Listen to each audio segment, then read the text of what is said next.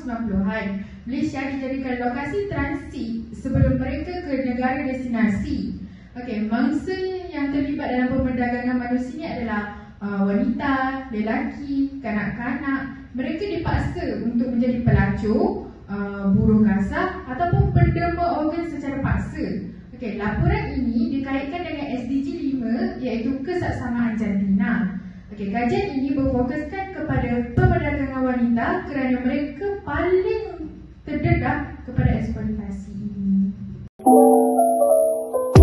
Latar belakang isu pemerdagangan manusia. Wanita berada dalam fasa peralihan daripada remaja ke dewasa. Pemerdagangan manusia adalah ancaman bukan tradisional yang menggugat keselamatan insan sesebuah negara.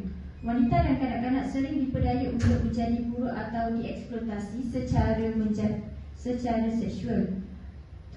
Kemudian wanita juga teruja dengan gaya hidup yang mewah dan barangan yang berjenama. Seterusnya, tujuan dan kepentingan sorotan literatur serta teori. Ianya membantu penyelidik memahami pengetahuan sedia ada dan mengenal pasti jurang kajian. Norma dan nilai budaya membentuk persepsi terhadap pemerkasaan dan kesaksamaan. Seterusnya, takrif pemerdagangan manusia. Jenayah terancam yang melibatkan eksploitasi individu. Takrif berdasarkan protokol Palermo UNODC. Kemudian konsep eksploitasi, mempergunakan individu secara tidak adil atau kejam demi mendapatkan keuntungan. Ianya dilakukan melalui paksaan, penipuan, pungutan atau kekerasan. Seterusnya, wanita dewasa sebagai kumpulan yang berisiko. Ini kerana terdedah pada diskriminasi dan eksploitasi akibat ketidakseimbangan sosial dan ekonomi. Kemudian wanita dianggap lebih bernilai untuk eksploitasi seksual atau dijadikan sebagai buruh paksa. Seterusnya, kajian di negara jiran dan serantau. Ianya mengancam keselamatan penduduk melalui jenayah seperti pembunuhan, rogol dan rompakan. Ketidakpercakapan pengurusan krisis mengakibatkan ancaman kestabilan negara jiran atau serantau. Kajian di negara maju. Negara maju menjadi destinasi utama dan laluan transit sindiket antarabangsa. Masalah kemiskinan, pengangguran dan ketidakseimbangan sosial masih berlaku dan mengakibatkan pemerdagangan wanita ini terjadi. Seterusnya adalah faktor pendorong dan kaedah pemerdagangan. Yang pertama adalah faktor ekonomi, iaitu kemiskinan dan pendidikan yang rendah menyebabkan wanita mudah diperdayakan, iaitu tawaran kerja palsu menyebabkan wanita ini mudah terperdaya dengan eksploitasi pemerdagangan wanita lah. Contoh kes adalah pada sebanyak 23 wanita asing yang telah diselamatkan daripada eksploitasi pemerdagangan. Faktor kedua adalah faktor sosial, iaitu menyebabkan permintaan tertinggi terhadap khidmat seks, iaitu wanita menjadi komoditi dalam industri seks. Rangkaian sindiket menggunakan media sosial untuk mempromosikan perkhidmatan untuk memperdayakan kaum wanita supaya mereka terjerumus dalam pemerdagangan wanita. Faktor yang ketiga adalah faktor undang-undang. Episod 2027 memang wujud, tetapi penguasaan di Malaysia ini masih rendah. Mangsa disalah-anggap sebagai parti dan undang-undang ini adalah kurang latihan dan sensitiviti hak asasi. Faktor yang keempat adalah faktor dasar dan politik. Dasar tidak menyeluruh dan pelaksanaan yang lemah dan tempoh perlindungan mangsa yang pendek, iaitu sebanyak 90 hari.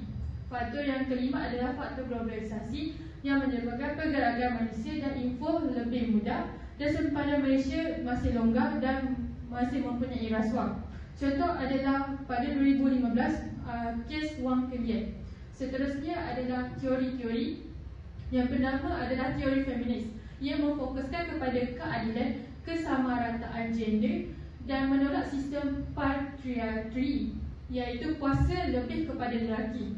Ia menyeru perubahan budaya, dasar dan sosial. Perjuangan wanita bukan untuk melawan lelaki, tetapi ia melawan sistem yang menindas mereka.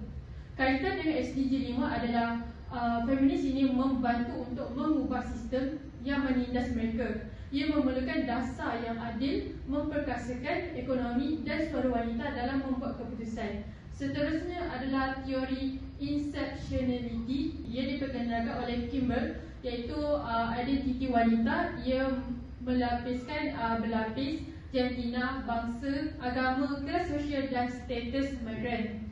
Ia mempunyai pengalaman wanita yang berbeza mengikut setiap latar belakang. Kaitan dengan SDG 5 adalah teori intersectionality. Ia membantu yang pertama untuk mengenal pasti kumpulan paling terpinggir. Yang kedua adalah merancang dasar lebih tepat dan inklusif. Ia mengatakan bahawa one size fit all adalah tidak sesuai. Seterusnya adalah teori peranan sosial. Ia mengatakan bahawa masyarakat membentuk peranan lelaki dan wanita berdasarkan jantina. Dia mengatakan lelaki adalah dominan, pemimpin, membuat keputusan. Manakala wanita pula, ia mengatakan bahawa wanita ini perlu menjaga rumah, menyayang, bekerja dalam sektor yang mempunyai kurang upah. Kaitan teori ini dengan SDG 5 adalah dia mengatakan bahawa teori ini perlu cabar dan ubah peranan jantina tradisional, dan wanita perlu diberi peluang secara sama rata dalam pendidikan, pekerjaan dan masyarakat. Sekian. Okey, bagi hasil kajian, yang pertama adalah latar belakang kes. Malaysia merupakan negara transit, manakala wanita dari latar belakang sosioekonomi yang lemah paling terkesan dengan perdagangan manusia ini. Okey, kesan kepada bangsa adalah gangguan fizikal, mental serta impak terhadap ekonomi dan sosial negara. Okey, kajian memberikan tumpuan kepada wanita dewasa yang berumur 18 tahun hingga 30 tahun dengan kaedah data sekunder, iaitu melalui jurnal-jurnal dan research melalui internet. Okay, next. Okey, statistik kes. Pada tahun 2023 terdapat 663 mangsa yang dipantau dan 165 disahkan, termasuk 29 kes seksual yang mewakili 23 wanita dewasa dan 6 kanak-kanak.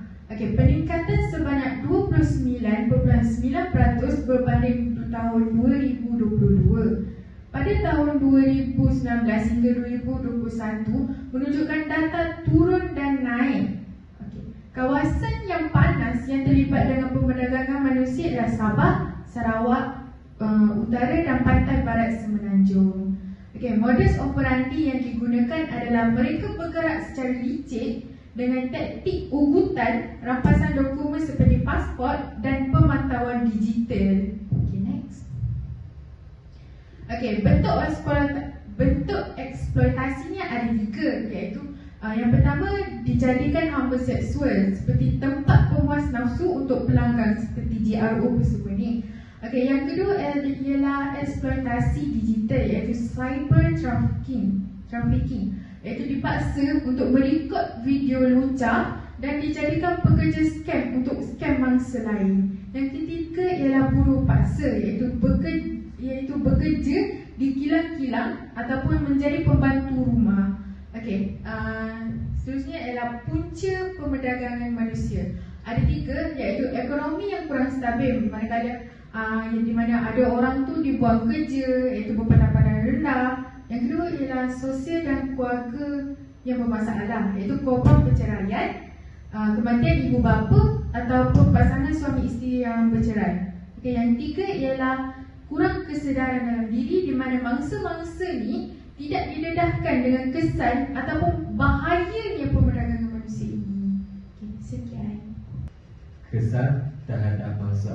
Kesan psikologi dan emosi. Gejala gangguan tekanan pasca trauma PTSD, kemurungan, kegelisahan, kurang keyakinan diri, gangguan makan, mencederakan diri,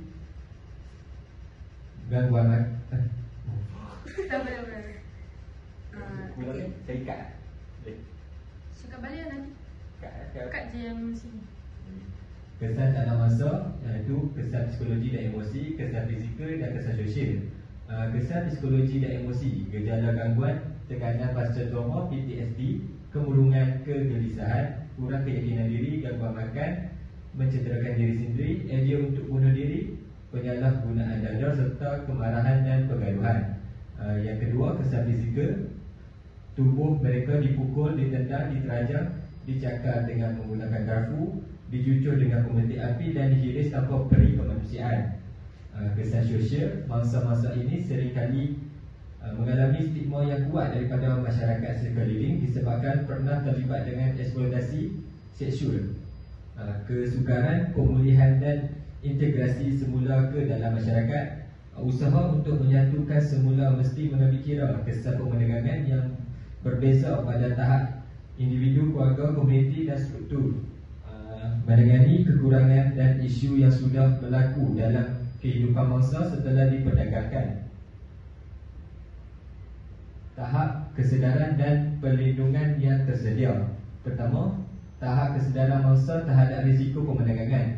Kebanyakan mangsa pemandangan wanita tidak menyedari akan risiko yang mereka hadapi. Pengetahuan tentang hak dan saluran perlindungan mudah dimanipulasi dan diperdaya oleh sindiket pemandangan. Banyak mekanisme yang dapat digunakan untuk mendapatkan bantuan perlindungan dan keadilan. Peranan kerajaan dan NGO dalam memberi perlindungan. Penumbuhan Akta Anti Pemandangan Orang dan Anti Penyeludupan Migran. Penubuhan Majlis Anti Pemandangan Orang dan Anti Penyeludupan Migran (MAPO). Kekangan sistem sokongan dan undang-undang. Undang-undang mengenai pemandangan wanita di banyak negara masih longgar dan tidak dilaksanakan dengan tegas. Agensi penguatkuasaan seperti polis dan pendakwa raya tidak memiliki latihan yang mencukupi bagi menangani kes ini. Analisis trend kes pemandangan wanita dari tahun 2021 hingga 2023. Trend kes ni terbagi pada dua, iaitu buruh paksa, perhambaan dan penghambaan dan eksploitasi seksual. Buruh paksa penghambaan pada tahun 2021 seramai 30 orang dan 2022 34 orang dan 2023 64 orang. Dan eksploitasi seksual pada tahun 2021 23 orang, 2022 24 orang dan 2023 49 orang. Jadi jumlah keseluruhan bagi ketiga-tiga tahun ini bagi buruh paksa perhambaan dan penghambaan ialah 128 orang, dan bagi kes eksploitasi seksual ialah 96 orang. Okey, bagi bahagian interpretasi berdasarkan teori, kita ada tiga: teori feminis, teori intersectionality dan juga teori peranan sosial. Teori feminis ini menerangkan sistem patriarki yang menindas golongan wanita. Golongan wanita ini juga dilabel sebagai negatif dan tidak dilindungi oleh undang-undang. Yang kedua, teori intersectionality, di mana penindasan ini merupakan gabungan daripada jantina, kelas, etnik dan juga migrasi. Dekat sini juga dia menerangkan wanita miskin dan pendatang asli merupakan golongan paling rendah. Yang ketiga adalah teori peranan sosial, di mana teori ini menerangkan bahawa lelaki menyebabkan punca diskriminasi oleh kepada golongan wanita, dan juga golongan wanita ini juga dipersalahkan walaupun dipaksa. Yang kedua adalah implikasi dasar dan amalan semasa. Dari implikasi dasar dan amalan semasa, kita ada literasi agensi dan juga amalan asyik, di mana agensi di bawah asyik ini kurang bersedia. Contohnya macam di Thailand dan juga Filipina yang memerlukan latihan dan juga SOP serantau. Yang kedua adalah pendekatan berpusatkan masa. Di sini kita perlukan latihan iaitu trauma inform, kerana kat sini mangsa boleh mendapatkan fokus sokongan etika dan juga psikososial. Yang ketiga adalah undang-undang digital dan juga kesedaran cyber, di mana jenayah dalam talian semakin meningkat yang perlu menyebabkan pindaan undang-undang dan juga kempen digital. Yang ketiga adalah cadangan dasar kerajaan dan juga NGO, di mana cadangan yang kami cadangkan ada tiga. Yang pertama iaitu pusat trauma berpusat, di mana kita boleh menumbuhkan pusat perlindungan di setiap wilayah dan memfokuskan pemulihan psikososial. Yang kedua ialah pemantauan SOP pengenaan pastian, di mana SOP tidak seragam dan kita mewujudkan SOP yang baharu dari segi nasional dan juga audit suaka. Yang ketiga ialah kerajaan multi stakeholder, di mana kita boleh melibatkan NGO dan juga majikan secara formal, dan juga cara ini menyebabkan dasar lebih berkesan dengan kerjasama oleh pelbagai sektor. Okey, saya akan meneruskan dengan pendidikan jantina di sekolah, di mana pendidikan ini akan mengurangkan stereotip dan juga diskriminasi antara jantina. Ia juga akan membina sikap inklusif dan saling menghormati antara lelaki dan juga perempuan. Pelajar lelaki juga boleh dikatakan ketinggalan dalam literasi, dan pendidikan jantina ini akan membantu mengatasi jurang antara mereka. Strategi pengajaran lebih inklusif dan juga efektif juga berkesan dalam meningkatkan penghormatan terhadap wanita. Guru susun bahan pembelajaran tanpa berat sebelah. Maksudnya guru membina pembelajaran itu tanpa memilih kasih antara lelaki dan juga perempuan. Seterusnya adalah pendidikan jantina di tempat kerja, di mana pendidikan ini juga akan membina budaya kerja yang adil dan profesional. Ia juga akan mengurangkan diskriminasi dan stereotip terhadap wanita, meningkatkan peluang kerjaya wanita dalam bidang teknikal dan juga pengurusan. Sokongan institusi penting dalam pengambilan pekerja, dan wanita akan rasa dihargai. So organisasi tu produktiviti organisasi tersebut akan meningkat. Okay, next. Next adalah peranan lelaki dalam kesaksamaan jantina, di mana lelaki adalah sebagai sekutu perjuangan hak wanita, masih terikat dengan norma patriarki dan juga masculinity toksik. Halangan adalah kurang sokongan daripada pihak politik dan juga kepercayaan masyarakat. Hal ini memerlukan dialog berterusan lelaki dan juga organisasi feminis dalam memperjuangkan hak wanita.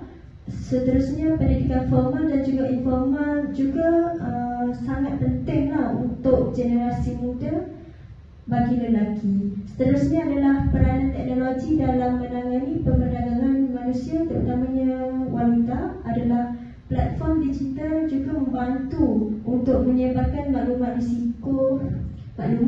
terutamanya risiko, tanda-tanda mangsa dan juga bantuan. Contoh dia kempen Be Safe oleh Thomson Reuters dan juga OSCE.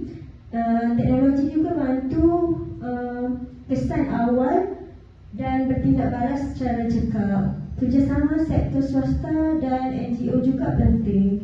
Seterusnya adalah peranan media dalam kesedaran masyarakat, di mana TV, radio, media sosial adalah sebagai saluran utama. Seterusnya, media ini akan menonjolkan kisah-kisah mangsa untuk membangkitkan empati dan juga kesedaran antara masyarakat.